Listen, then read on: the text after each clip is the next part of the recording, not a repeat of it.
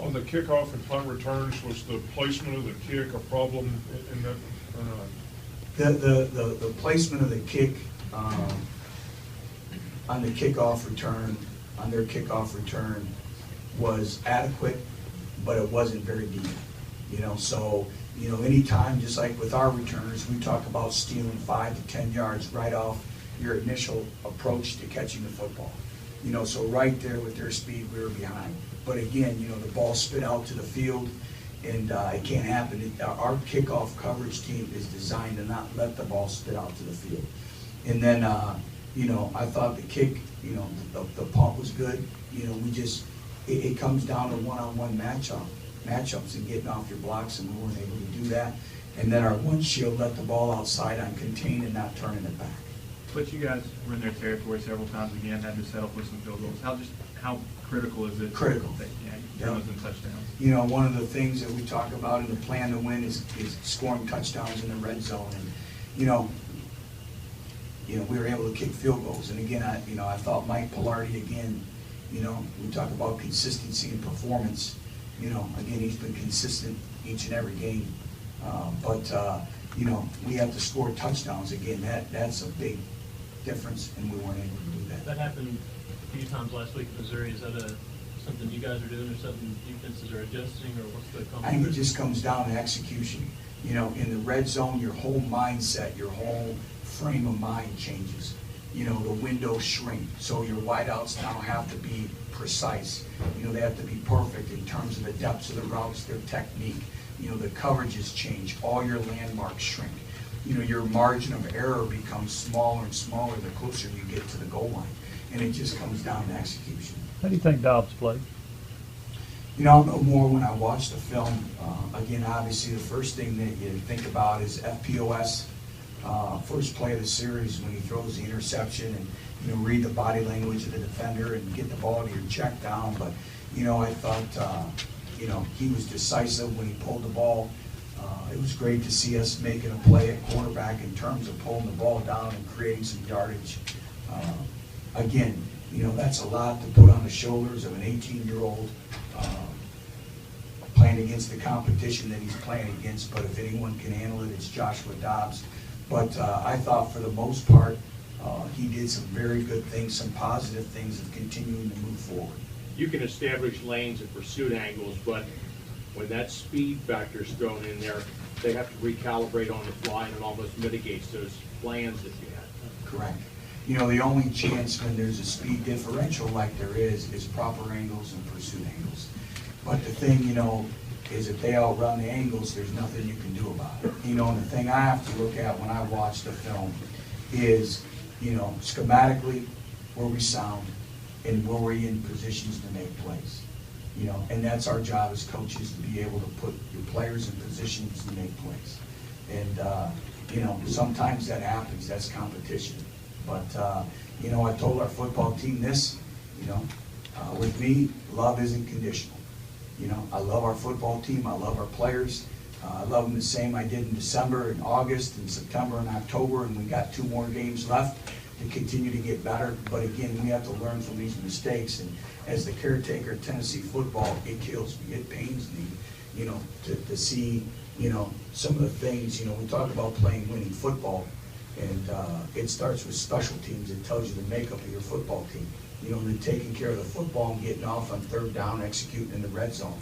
And these are things the last couple of weeks that we struggle with. But I also think, when you're the leader, it doesn't matter if it's of a corporation, of people, of a football program, or of a company. You have to take the emotion out of it, and you have to evaluate everything. And it's your job to make sure that you're developing them, you're creating a mindset, a work ethic, and a mentality. And that's what I have to do, is take the emotion out of it and continue to develop this football team day in and day out. Butch, how much does this team need an open day? How much do you really read their body language? Do you see them kind of emotionally beat down over what's happened last week? Well, they've been through a grind, and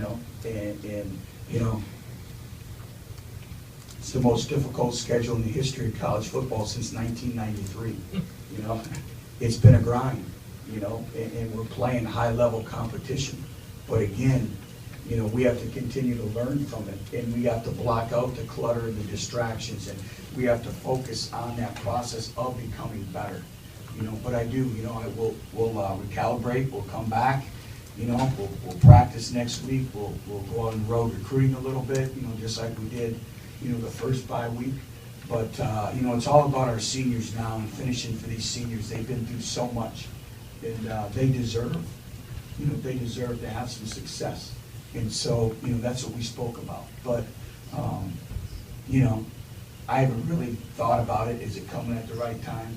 You know, I wish we could play tomorrow. I mean, that's, you know, but, you know, we have to go back and correct and try to improve on as much of our deficiencies as possible. What do you think your team got caught up in the clutter following the win over South Carolina, and talk about winning 6 and talking about bowl games? Do you think they got caught up in the clutter, not in the day-to-day process that you guys spoke about? Absolutely not.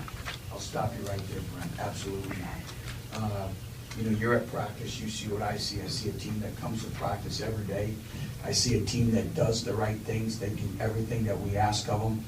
You know, I'm playing 6 games because I want them to know that, hey, there's something to play for. You know, there is a bowl game out there. You know, I think sometimes, you know, these are 17 to 22-year-old individuals that can get caught up in the clutter, the distractions, and you know, it's all about, hey, you know, we're building something here. It doesn't happen overnight. Quick fixes fizzle out. You know, so just focus on the process. So, you know, I don't see that at all, and I think it's a byproduct too of playing some really good football teams. You know, so I think it's a combination of a lot of those. But these kids haven't been caught up in any of that. They have a workmanlike approach, you know, each and every day that they come to work. Which is it schematically or athletically where Auburn sort of separates itself on the ground? Because that's not the first SEC game that Auburn's won without throwing it 10 times. Well, I think it's a combination. You know, first of all, they have some very talented football players. You know, Nick Marshall is dynamic. You know, I said it in here on Monday. You know, he's dynamic. You know, and they have great running backs. They're physical. They have great team speed on defense. So, again, they're a top 10 opponent. I think what they do schematically challenges you. You know, what they do a great job of is, you know, being in the bunch sets and the tight formations, you know, and everything in, you know, offensive football today is creating space and creating one-on-one matchups. My guy against your guy.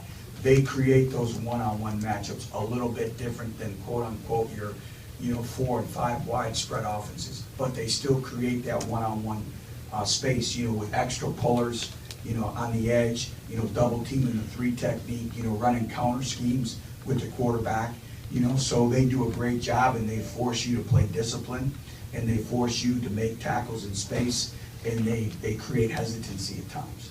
Coach, have you ever had a coach get hurt celebrating in your experience, and what did you say to him, and did that change anything for you? No, I absolutely didn't change anything. You know, I think it's a coach who loves his players, you know, and we get excited, you know, and Rajon Neal made a great play, and it's not the first time that has happened, but again, Robert puts a lot of effort and energy in coaching those backs, and I think if anything, it shows you how much we care about our players.